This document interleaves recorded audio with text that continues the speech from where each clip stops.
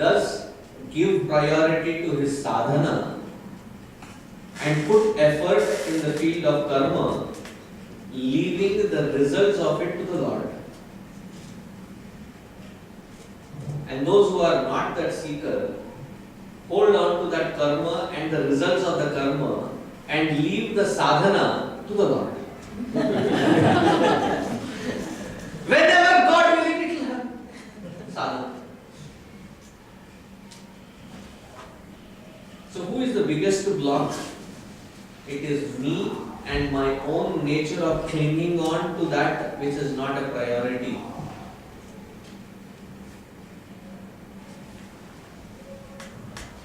And this is during good times, when the mind is not agitated.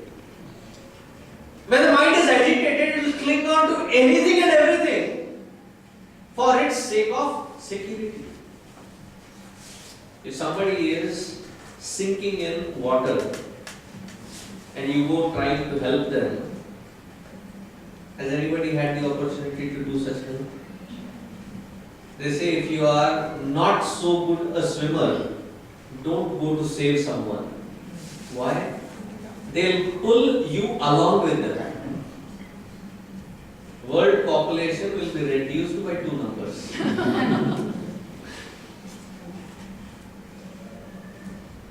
If you have to really help them, you have to hold their hair and pull them along with that so that they cannot grip anything on you. Thereby you can save yourself as well as the other person.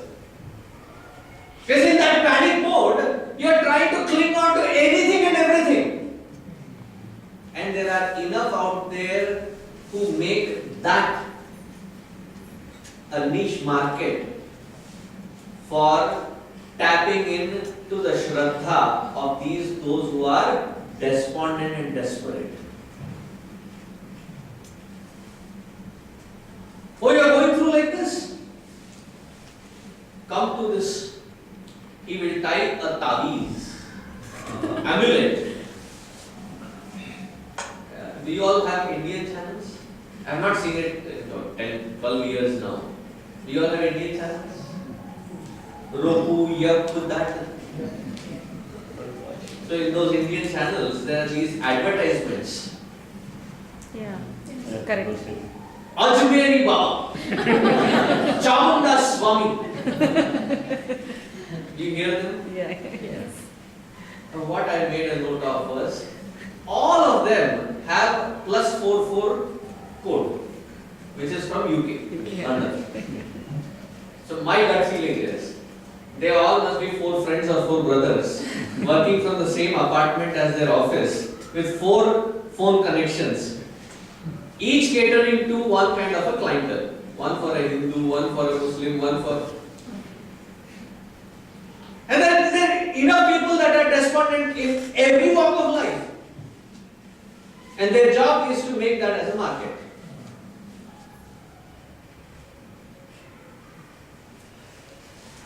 And having a fake industry of gurus is not a new thing.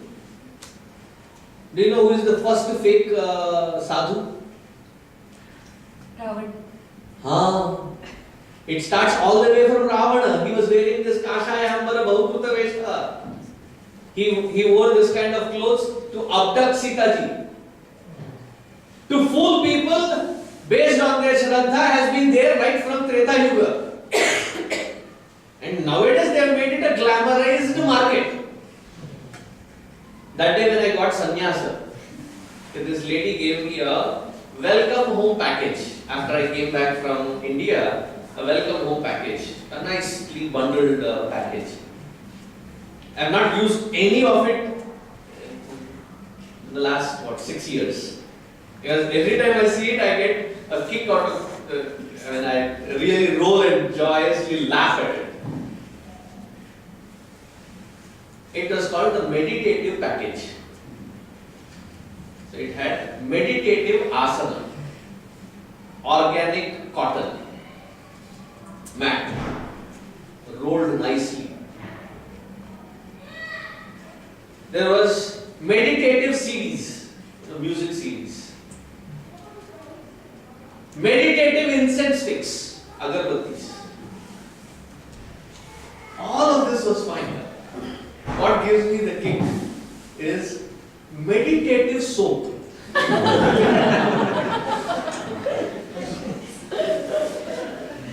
I still can't figure as to what is the purpose of a meditative soap.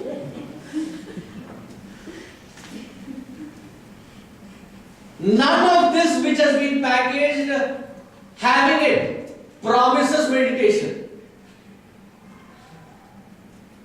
There is enough gullible people for whom this is a market. So what will happen if I put that soap? Suddenly start levitating in the bath.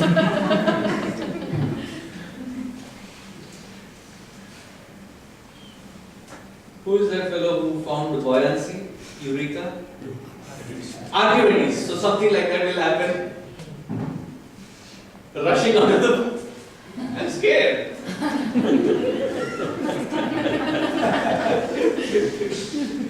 Every time I look at it, I have different pictures in my head and I go over those entire caricatures in my head, laugh heartily and come out.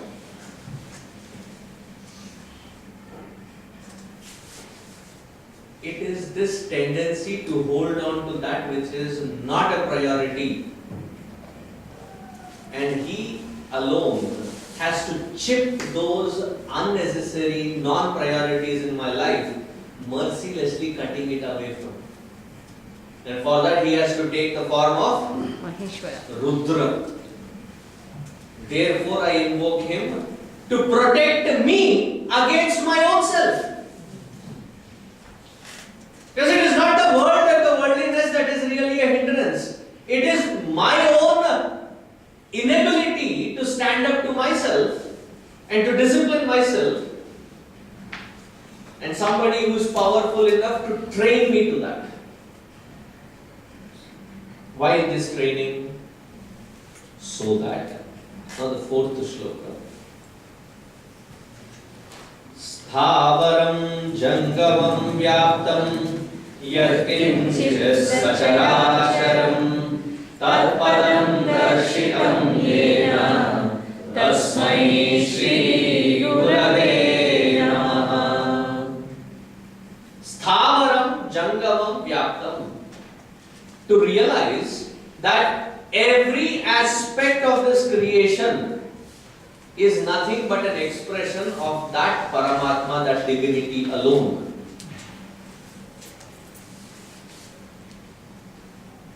It seems overburdening when you say that the entire creation is expression of Paramatma. Bapre, I have to treat the entire world as Paramatma. This kind of spirituality I do later. Maybe break it down to doables, small steps. The entire world that we interact on a day-to-day basis, how many people do we interact with?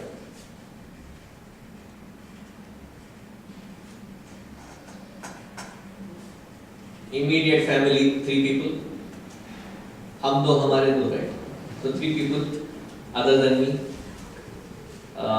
Friends, how many? On a day-to-day basis? Maybe 1 or 2. Okay. 5 people. Office, how many people that you interact on a regular basis?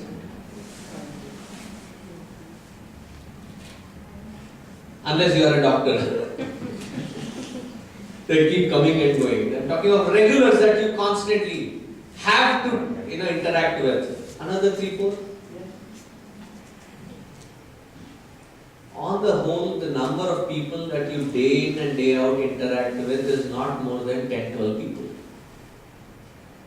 Isn't it? I'm breaking your entire world into doables. 10, 12 people.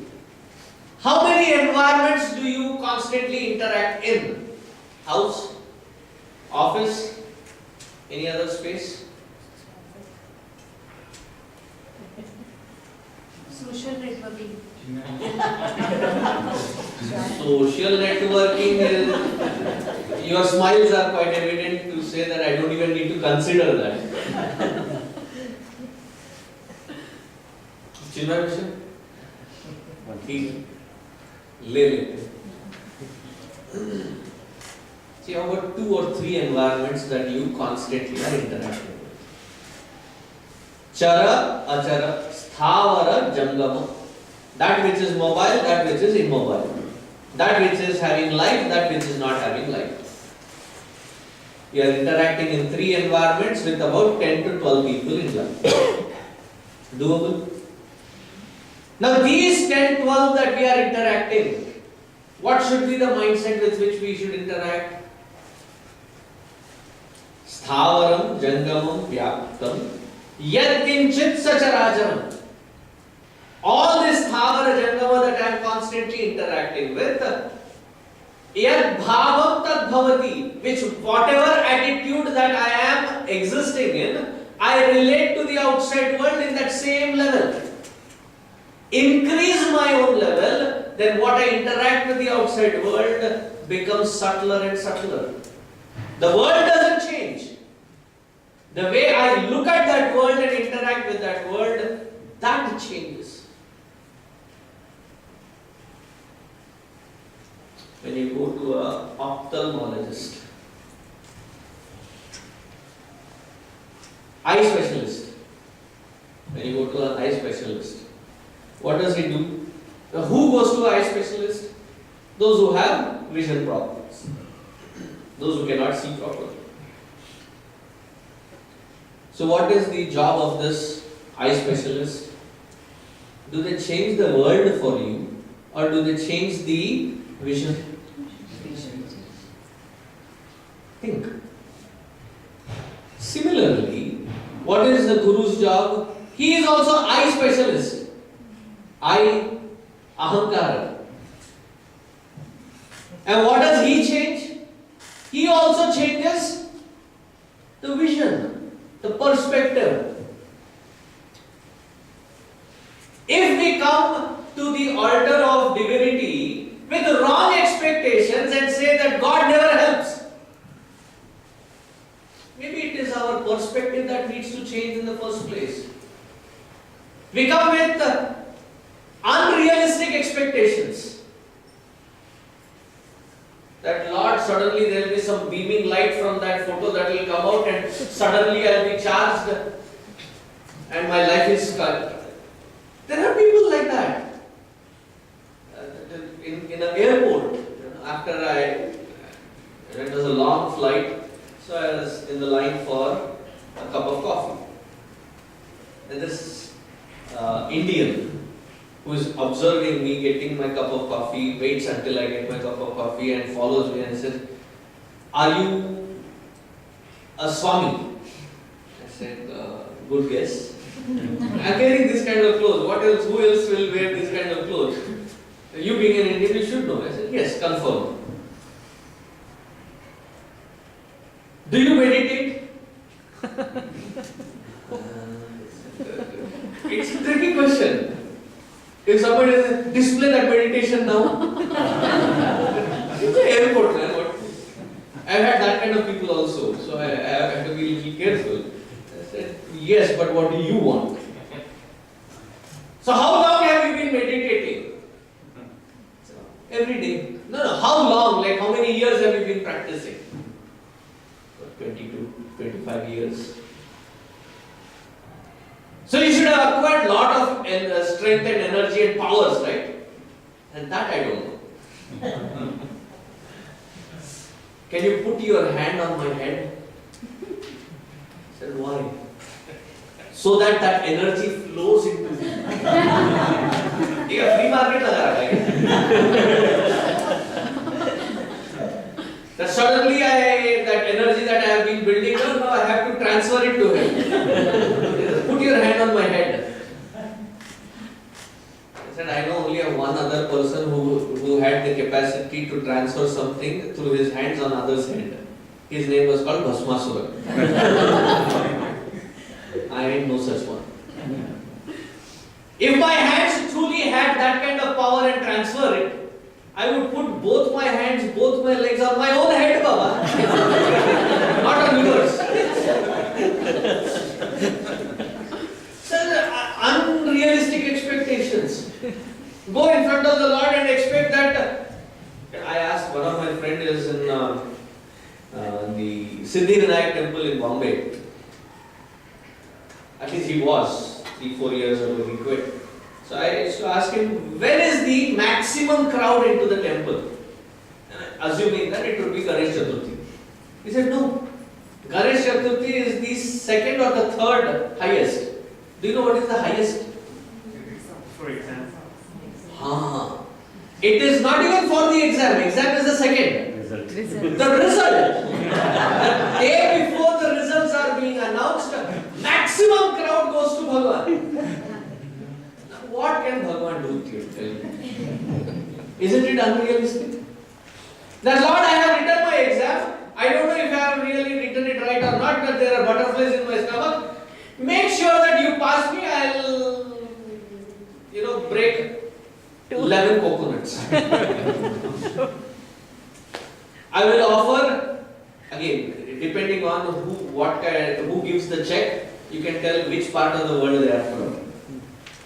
If they are from Maharashtra, it should be $11.25. Any Maharashtrian? Am I right? Yes. 111.25. The Lord, I'll offer. Therefore, Bhagwan always stands like this. What does this hands? So, Bhaskar. Stop. Enough of this nonsense. And nahi to? We go with unrealistic expectations. Bhagwan Krishna was with Pandavas. Did he, with his magic wand, change their lives? Could he have? Yes. But did he? What did he choose to do? Train them, teach them how to face life. Then why do we go with wrong expectation? That suddenly all my problems, because I have now started putting chandan on my forehead, now I become spiritual. All my problems will be vanished. Problems will not vanish. People and environments will not vanish.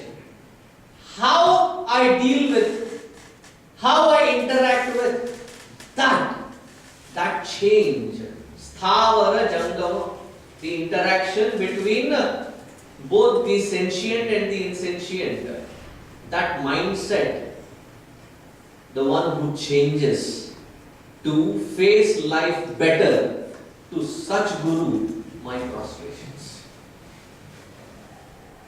There is no Guru who is ever promises saying, Namaskar karo, I will have you chamatkar ready. No. If somebody is promising you that, then definitely their aim is not at your well-being, it is at your purse. After such interaction, you will be delighted to find that you have unburdened your bank balance. Not your true problems or the solutions for your problems. Sthavaram jangamam vyaptam yat kinchit sacharacharam. In every interaction, that mindset, the one who changes to see everything. And what is that mindset change? That it is not the individual, it is not the person, but it is that Lord who is my Ishta Devata, my favorite form of God, who is expressing in this form right in front of me. And it is my opportunity to serve that Lord in this form. The entire interaction, the perspective of interaction changes. What if they misuse my attitude towards them? With fears. Your Shraddha in that Lord will protect you from being abused or misused. provided your Shraddha is strong. But if our Shraddha is not that strong and it is wobbling nature, it will have equally the same kind of result. Am I getting what this? Continuing the same mindset, how do we make it subtler? So the next shloka says, Chinmayam vyapiyat sarvam trailokyam sacharacharam tatpadam darshitam yena tasmai shri gurave namah. To apply immediately towards the entire creation, though it is now broken down into 12 people and 3 or 4 environments, even then if it becomes difficult, then the next step would be, and this is an answer for all those who say, I am an atheist, I don't believe in God. If your definition of God was that He is somewhere beyond the 7 hills or 7 mountains or 7 lokas in some hidden place, probably I would have been the first atheist myself. And as Gurudev describes it, he says it very beautifully. That spark of life which is enlivening you, that because of which you can see, smell, taste, touch and interact with the world outside, that spark of life is that divinity, that God in you.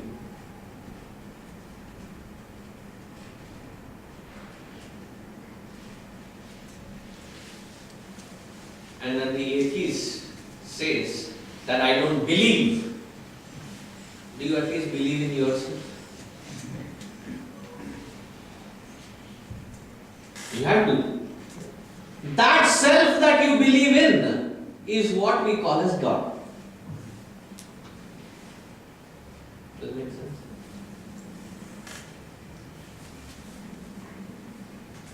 So to all the sentient that are around me, when I interact, how should my interaction be? That I am interacting with that divinity alone.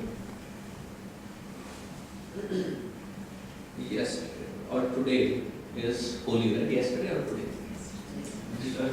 Day before. Today. 22nd. 22nd. No, Purnima was 23rd. So, Day before for Pacific Coast. ranging from 22nd night to 24th morning, holy that we celebrated. One of the stories is with regards to Prahlada. Now we read these stories. Are we not aware of the story? Prahlada, who was his father? Hiranyakashipu. Hiranyakashipu. He was the capitalist of the highest order. Hiranyakashipu. Hiranya, the one who sees meaning or purpose in life in wealth. Hiranya. Kashipu, so that he could sleep comfortably in those luxuries. His brother was one step ahead of him. Hiranyaksha, to identify all such possibilities where the wealth can be amassed.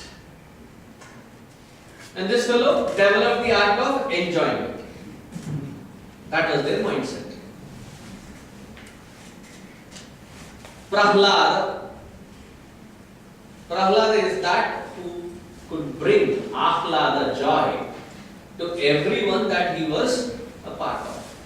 In whosoever life that he was a part of, he brought joy in their life. What was his perspective? That he saw that Lord, that divinity in everything. So his father questioned him, do you see that divinity in this pillar? He said, definitely yes. The one who sees that divinity in and through everything is Prahlada. The one who refuses to see that divinity is called Hiranyakashipu. So what is that Purana trying to tell us? Are you Hiranyakashipu or are you Prahlad? The choice is yours. Who is a Hiranyakashipu? The one who refuses to see the divinity even in the sentient. And who is Prahlada? The one who readily sees the divinity even in the insentient.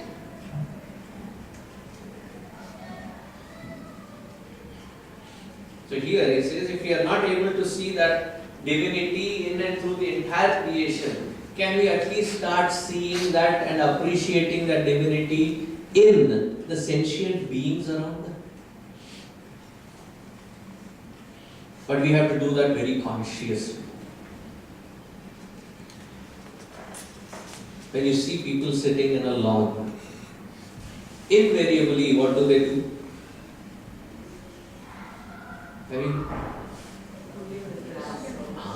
They start pulling grass. So if you want your backyard to be cleaned, invite friends for a picnic in your backyard. They'll keep pulling the grass. Not just that they will pull the grass. If you have made another observation, there is something subtle that happens. Many of you pull out the grass and start taking out the leafy portion out clean. And then what happens to that stalk? In the mouth. I am not making it up. I am asking you. So what happens to that stalk? The mouth. Throw it up. Start putting it in the mouth. So once I had this brilliant brainwave, because we Hindus believe in rebirth. So as soon as we sit in a lawn, the Purva Janma Vasana towards grass is kicked in. Therefore it becomes irresistible to pull it and start eating on it. The only thing that we don't start making sounds.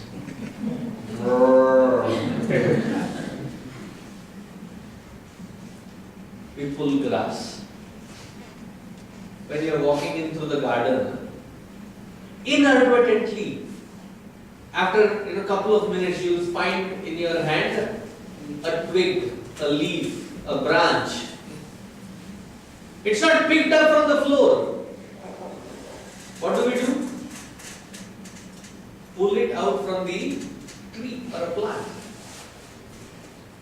So whenever I see such, I pray to that Lord, thanking Him that Lord, there is nobody more superior, more powerful than the human beings. What would have happened? Walking, you would come back home, suddenly one day no head. What happened? That fellow pulled it. Why? Just like that. Do we have a reason why we pull those leaves? Obviously, there is no evident reason. Just like that. I see. If we truly even understand intellectually that God is pervading everywhere, how would our interaction be with everything that we have? One day I went to somebody's house. There was a book. So I picked it up and the center table was a little, 2 or 3 steps away. So from here I aimed at the center table and it landed and slid and stopped on the center table. The kid whose book it was saw that, stopped whatever he was doing, he came running and he was, do you know what it is? This is a book where Sachin Tendulkar has signed. This is a book where I have Roger Federer signed. And he started showing all those.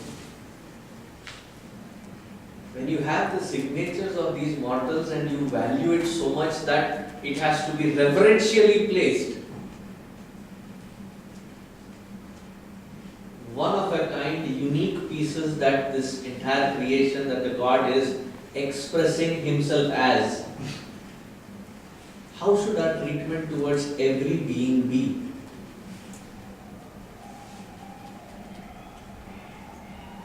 The sad thing is, we go to the temples, do archana, puja and do lot of vrata, but do not have humanity to appreciate another human being and be of their help.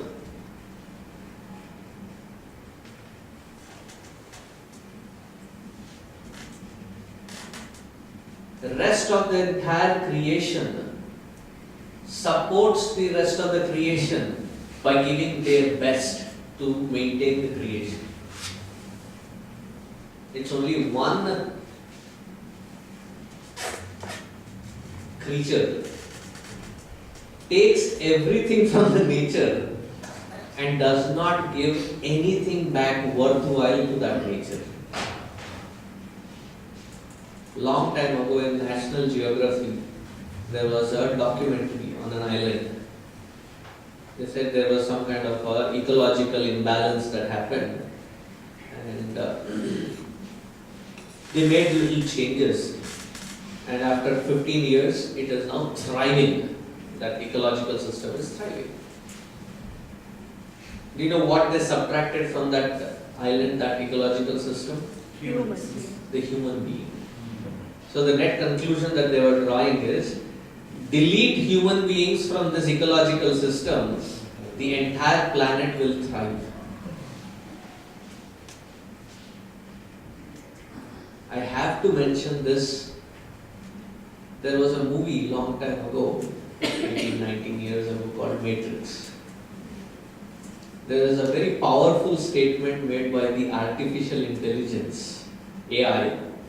It says, when I started dealing with you, humans, I tried classifying you into some categories. And I was told that you are in the category of, Animals.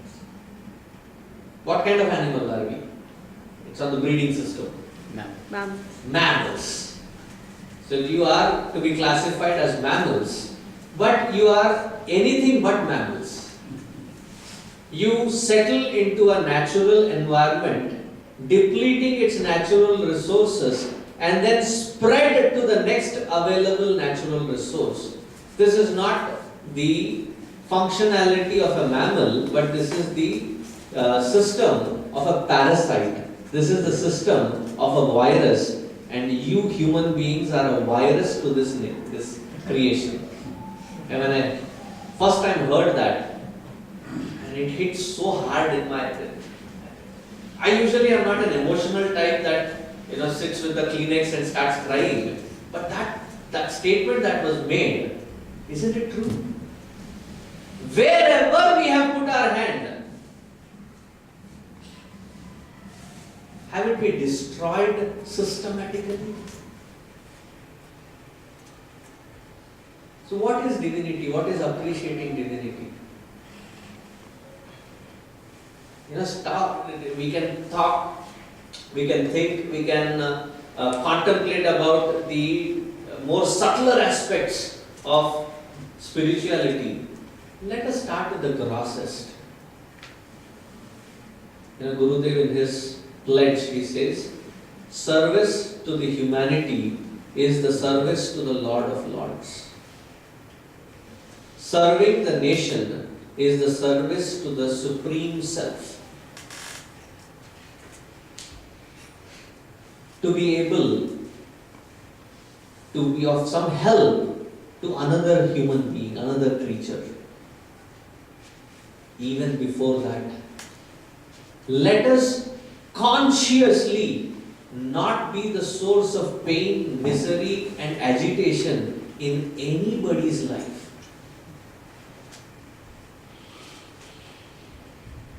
There are some experts who will invite troubles in their lives. Okay, we cannot protect ourselves from them. We cannot protect them from themselves. I am not talking of them. Consciously, when we bring that pain, sorrow, misery into someone's life, and what is wrong? That we cherish it. And who are we doing this to? the most loved ones. Some Tom, Dick and Harry walking, we don't even care. We don't even put this kind of light on them. It is these who are right next to us, those 10, 12, that we inflict this pain. And we talk of spirituality. Are we well qualified to? When we cannot treat the other person as even a human being? Like you have an argument. You know that the other person has already understood and feels defeated. But our ego is not satisfied yet. Do you understand? And rub it into their face. And then never ever again, okay? Remember always who you are dealing with. You're supposed to be the loving one, you're supposed to be the caring one, you're supposed to be the one providing.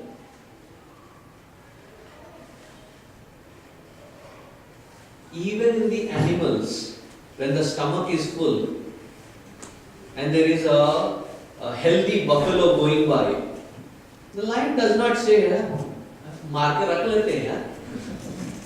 No, it doesn't, that thought even doesn't cross. They share the same water source. And those animals know that the lion hasn't had its share. It's not going to kill unnecessarily. A human being has to be taught. Be humane to fellow human beings. If we can start our spirituality there, Chaitanya Shashvata Shanta. That Chaitanya, to respect that Chaitanya as divinity in every interaction, that would be the beginning of spirituality.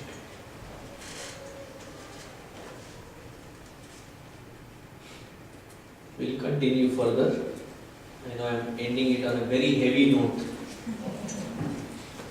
And I know I can see that spark of clarity that has dawned in the eyes. There is that spark, I can see that I have reached across. We'll continue in more heavy note tomorrow when we come. Tomorrow being the last day, I have a responsibility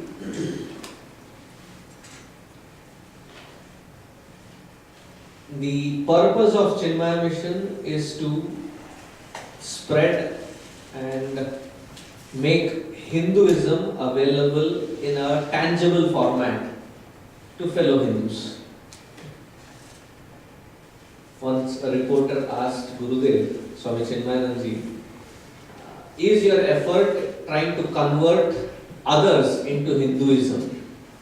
So Gurudev laughed and he said, if at all, if I can convert my fellow Hindus to Hinduism, I would have been a great success.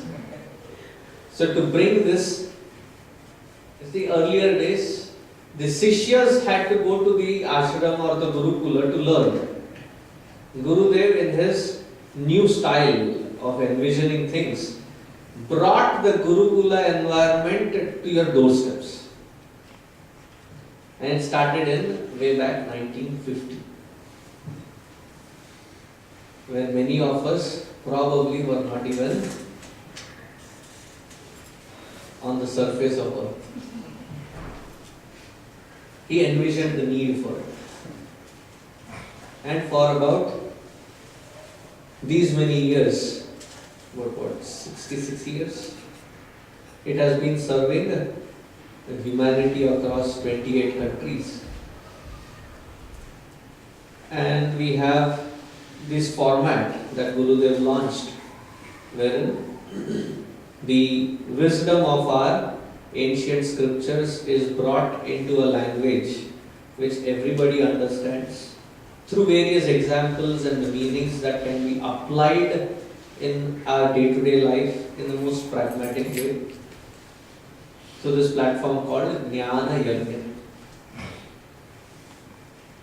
And the tradition that he brought in was, through every yajna, all the devotees that come listen and feel that they have been blessed with this kind of scriptural understanding, that it has made a change in their thinking, in their mindset. So Gurudev's job was to assess and reach across to those people for whom this knowledge has benefited, and collect what is called Guru Dakshina. In the earlier days, traditionally, it was the job of the Shishya to give that Guru Dakshina. In today's world, when these traditions are long forgotten, he taught that this is how Guru Dakshina has to be given, demanded it, and took. Like, when I said about the Nakarmana na Prajayati welcoming mantra, that they stand with the Purna Kumbha with the upside down coconut, and they're supposed to stand in front of me, they're standing behind me, and I have Aarti. You have to teach. So he taught for about 43 years, that established this system.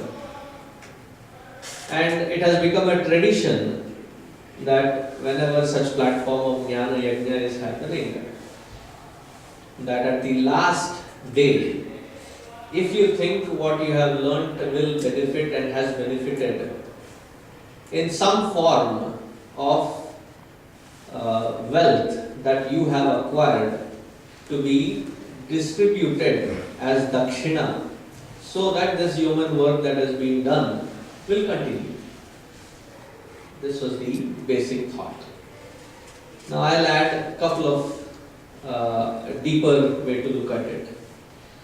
We have 4 ashramas: Brahmacharya, Grihastha, Vanaprastha and Sannyasa.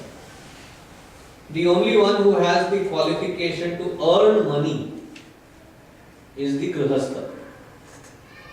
So when you are taking into Grihastha ashrama, it is not me, my wife, or me, my spouse and my children and my family, little family, it is done. You are taking the responsibility of the entire society of Brahmacharya, Vanaprastha and Sannyasa. That you have to take care and provide for them. When they provide each varga, each ashrama, when they give what they are supposed to, then you have to provide for them. So I have done what my ashrama is supposed to. You better do what you are supposed to. मेरा हक बनता है यार. It is my right to demand. So bring your wallets filled with your good-hearted contribution, and tomorrow we will have that. And the last thought is, if not for us, who else can patronize our Sanatana Dharma to revive it?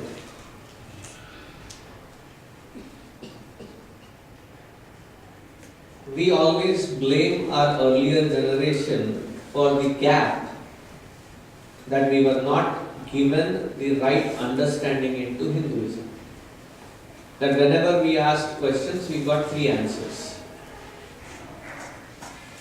The first classic answer: you will know it when you grow up. Once I asked my dad something and he gave me this answer. And the naughty or mischievous kind that I was, I ended up asking, Dad, I think you have grown up. Did you understand? And I got what everybody gets with such. The second answer is, even if I tell you, you will not understand it right now. And the third answer is, why are you wasting your time in this stupid questioning? Go study. There are 3 major ways to avoid any kind of inquiry into understanding our own religion. Now that we find its need and this environment where it can be provided and given, to sustain it becomes our responsibility, our generation's responsibility. And your contribution helps sustain it, reach further. Then somebody said, oh, is it some kind of a fees? I may be a sannyasi, but I am not a lousy businessman.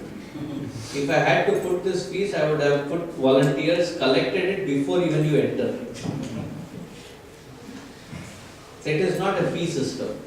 It is a contribution system wherein it is your offering to that Sanatana Dharma. So what is the minimum? In one place, Gurudev was, he had to reach across to these people and they were asking of minimum. He said, to teach you the art of giving, even if you are not going to contribute, at least give the empty envelope back so that the art of giving takes some kind of a rooting, seeding in you, that one life down the lane somewhere you will start giving. So I have given all perspectives. And the envelopes will be given. Sanchit Srihari, can you distribute it?